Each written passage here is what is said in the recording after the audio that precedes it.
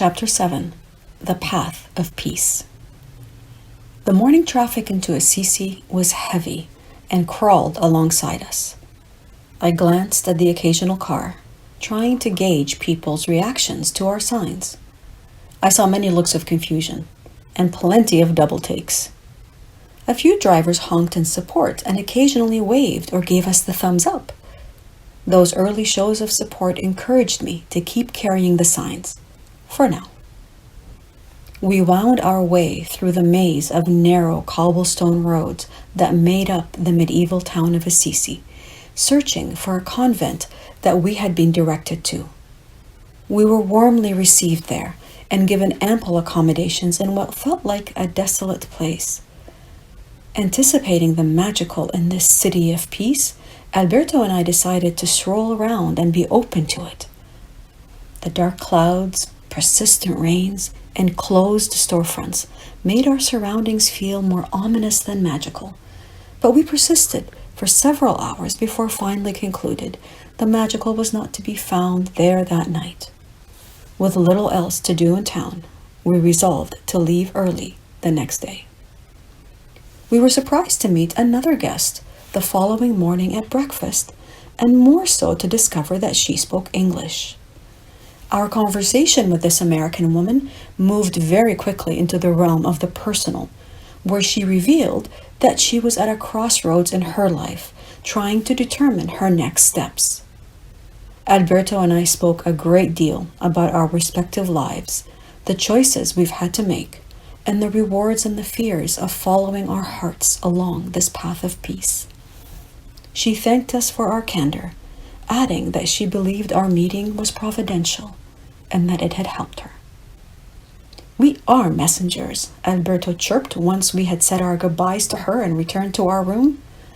I didn't answer, preferring to occupy myself with the booklets she had given us detailing all the monasteries in Italy.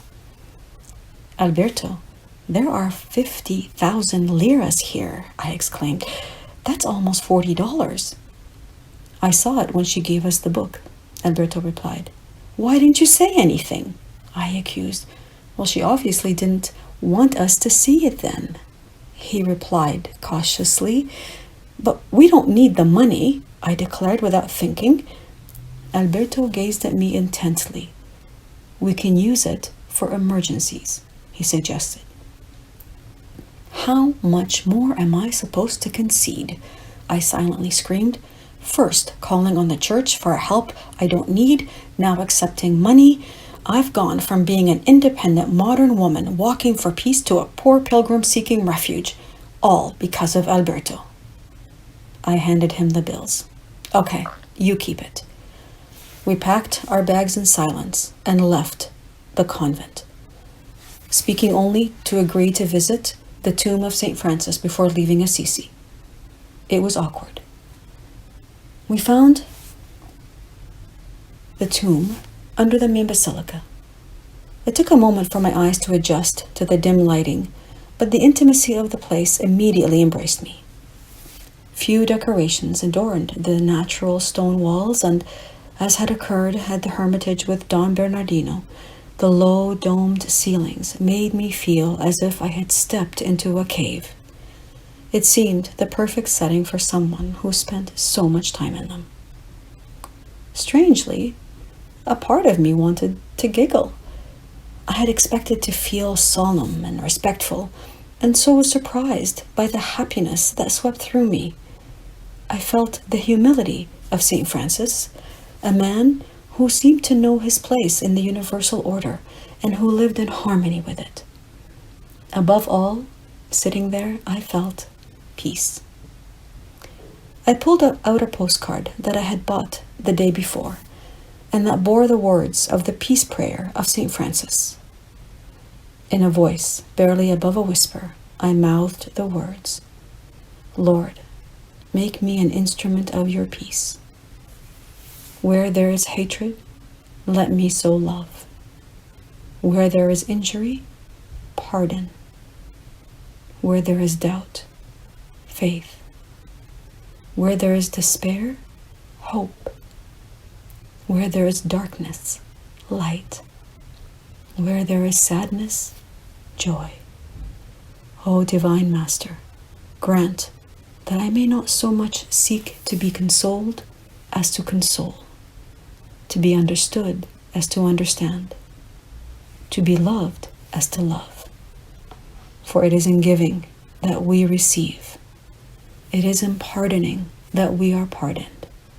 It is in dying that we are born to eternal life. Tears filled my eyes. I felt the power of those words, inspired words that expressed so beautifully the state of being I longed for.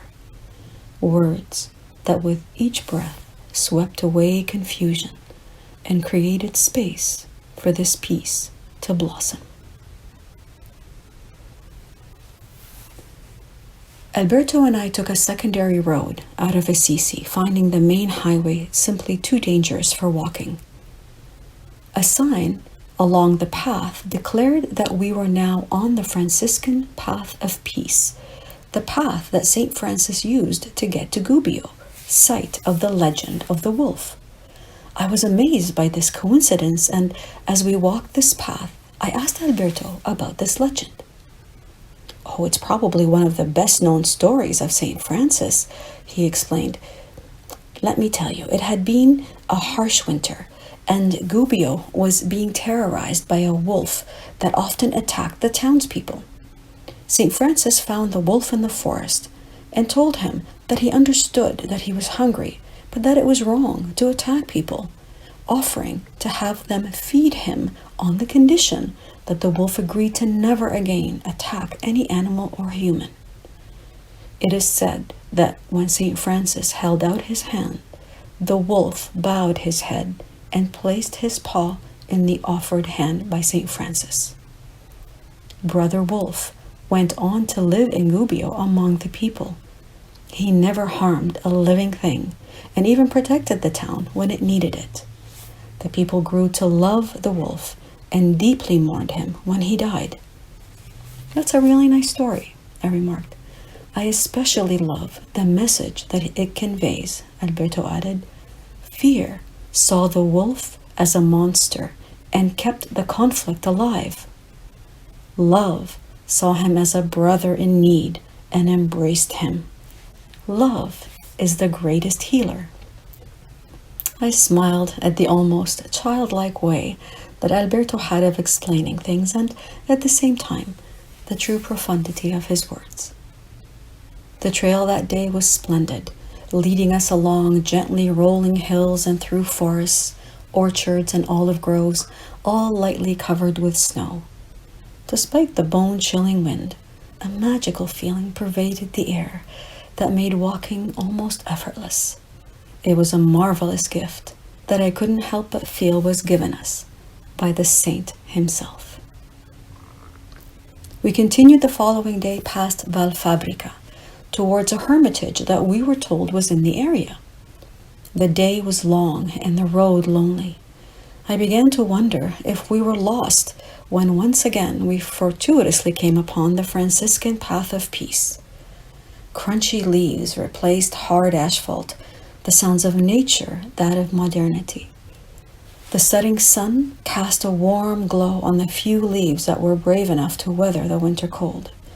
I could see my breath and feel the sweat down my back, but was thoroughly enjoying our trek through these woods.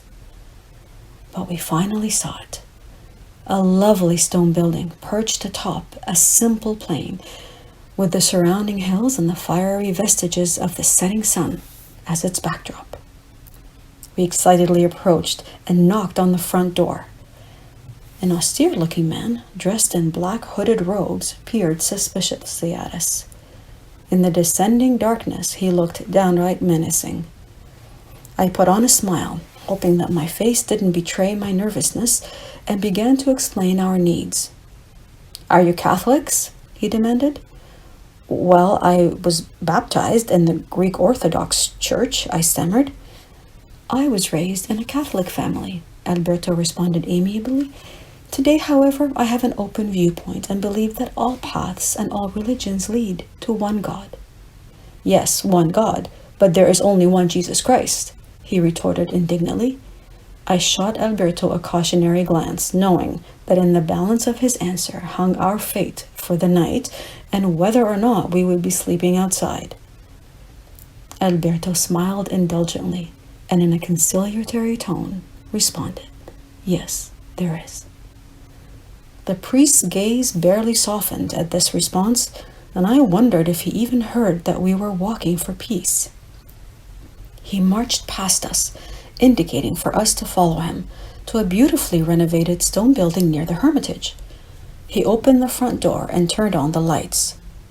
I stood in the rustic, spacious kitchen, marveling at the orderliness and the cleanliness of everything that surrounded me, especially the bathroom. We had heating and hot water, and the large bedroom was filled with single beds and blankets. "There is food in the cupboards," the priest announced formally. "Use what you need." He walked away before we could say anything, only to return with jars of preserves, bread, cheese, fruit. I no longer knew what to think of him and invited him to dine with us as a sign of our gratitude. "I am a hermit," he affirmed, a hint of a smile emerging on his lips. "I eat alone." "But we've stayed with another hermit, and he ate with us," Alberto persisted gently. "Really?" he asked. "With whom?" "Father Bernardino," I responded. "Bah!" he choked out, waving his hands dismissively. "He's not a real hermit." I hoped Alberto would stop insisting at this point, because I truly felt no desire to spend more time than necessary with this prickly man. "By the way," he said, clearly trying to control his emotions and to sound pleasant, "there are some books on the bookshelf that explain how to be a good pilgrim. I encourage you to read them. Good night." He left once again, leaving us bewildered. Alberto and I poked around curiously, opening cupboards and drawers. In the bedroom closet, we saw clean, fresh-smelling sheets. "Do you think he would mind us sleeping on the sheets?" Alberto asked. "I'm sure that's what they're there for," I replied, placing a set on the bed. "He didn't say we couldn't." Alberto and I ate well that night, and under the warm, soft sheets and blankets, slept peacefully. In the morning, we made the beds, packed our clothes, and went to say our goodbyes. We found the priest in front of the church in a seemingly pleasant mood and thanked him for his hospitality. "Did you sleep in your sleeping bags?" he asked.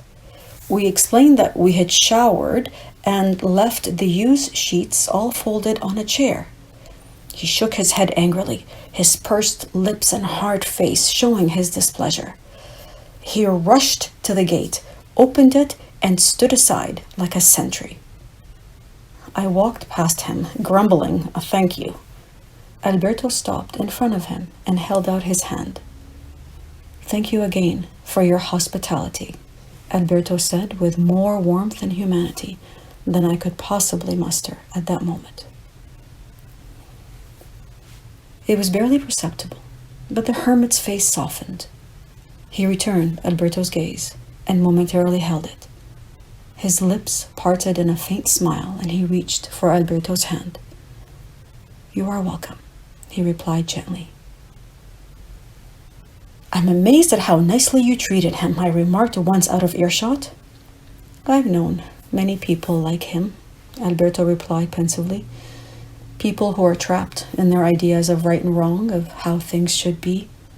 They often turned out to be wonderful human beings once I got to know them, and have taught me not to judge so quickly what I see on the surface. It's not a lesson I've mastered by any means, but I feel more compassion than anger towards them." Intellectually, of course, I agreed with him, but was finding it difficult not to have expectations of priests, because to me, their calling carried an obligation to help. I had judged this one and dismissed him when he didn't live up to my expectations, in the same way that he had dismissed us when we weren't the perfect pilgrims of his ideals. I admired Alberto for having the courage at that moment to seek that man's humanity, to connect with his heart, just as St. Francis did with the wolf. On the Franciscan path of peace to Gubbio that day, I renewed my resolve to see beyond appearances and act from that place of love.